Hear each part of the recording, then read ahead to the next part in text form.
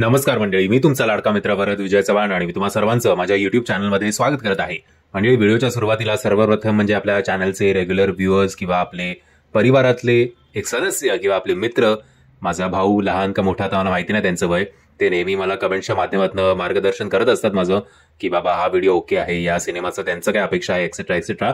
त्यांचं नाव म्हणजे निसर्गजींचे खूप खूप आभार, कारण त्यांनी मला सांगितलं की डंका हरी नामाचा या सिनेमाचा ट्रेलर आपल्या भेटीला आलेला आहे.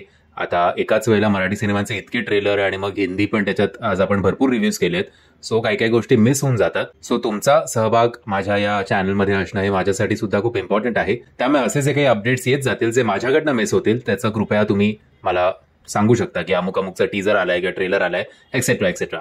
सो डंका हरी नामाचा याचा जर टीजर आला होता, टीजरचा रिव्ह्यू सुद्धा आपण केला होता, तेव्हा सुद्धा मी म्हटलं होतं की हा सिनेमा किंवा या सिनेमाचा कॉन्सेप्ट, या सिनेमाची वन लाईन जी आहे ती चांगली वाटते. आणि आता ट्रेलर बघून सुद्धा ते मत अजिबात बदललेलं नाहीये.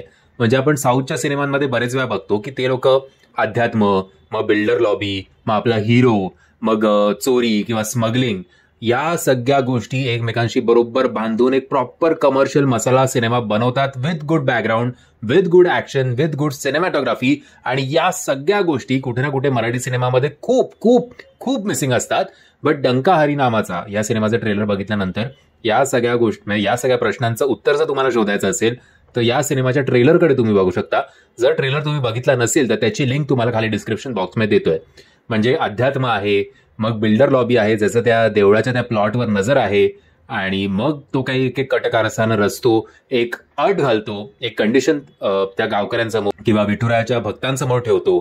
ती अट पूर्ण होणार का, आणि मग चोरी, स्मगलिंग, जे काही तुम्हाला नाव द्यायचं आहे ते, या सगळ्या गोष्टी विथ प्रॉपर म्युझिक आणि अनिकेत विश्वासराव यांचा कमबॅक.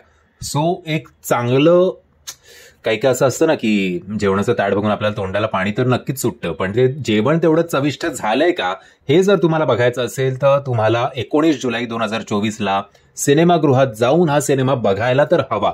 सिनेमा आवडणं न आवडणं हा पुढचा भाग आहे, बट एवढं चांगलं कॉम्बिनेशन जे आपण प्रत्येक गोष्टी प्रत्येक वेळी जे मराठी सिनेमाच्या बाबतीत बोलतो की यार अति लॉजिकमध्ये, अति सिरियस, अति सामाजिक सिनेमा नका बनवू, काहीतरी कमर्शियल बनवा, आम्हाला पुन्हा 200 रुपये टाकून 250 रुपये टाकून विकतचं दुखणं नाही बघायचंय, आम्हाला काहीतरी नेहमीच्या आयुष्यापेक्षा काहीतरी वेगळं बघायचंय. तर हा सिनेमा आत्ता तरी मला चांगला ऑप्शन वाटतोय की हा सिनेमा नक्की वर्क करेल. आता बघूया, 19 तारखेला पिक्चर क्लिअर होईलच आणि विठुराया खऱ्या अर्थी या लोकांना पावतोय का हे आपल्याला कळेल.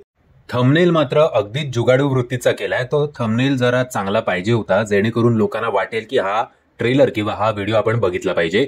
सो ही एक खंत मात्र नक्कीच आहे. मंडळी, माझ्याकडनं या ट्रेलरला फुल मार्क्स.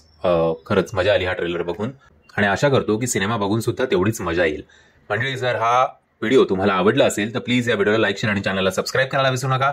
जय हिंद, जय महाराष्ट्र.